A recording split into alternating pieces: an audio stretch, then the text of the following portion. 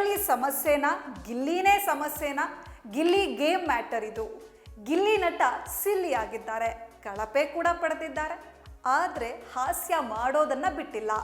ಗೆಳತಿ ಕಾವ್ಯ ಶೈವ ಅವರಿಗೂ ಕಿರಿಕ್ ಮನುಷ್ಯ ಅನಿಸ್ತಾ ಇದ್ದಾರೆ. ಮಾತಾಡೋಣ ಆದರೆ ರೇಗಸ್ಬೇಡ ಅನ್ನೋ ಮಟ್ಟಿಗೆ ಹೋಗಿ ಆಗಿದೆ.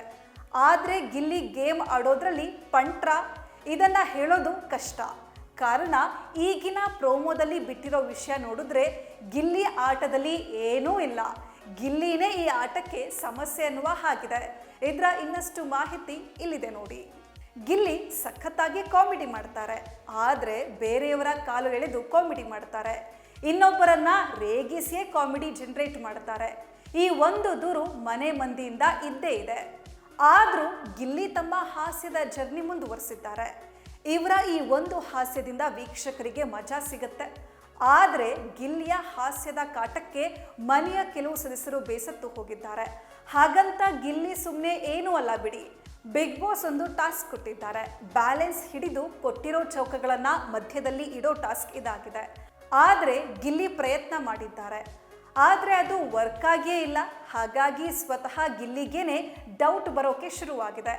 ಬಹುಶಃ ಈ ನನ್ನ ಆಟದಿಂದ ಎಲ್ಲರೂ ಸೇರಿಯೇ ನನ್ನ ಮೇಲೇನೆ ಹಾಕ್ತಾರೆ.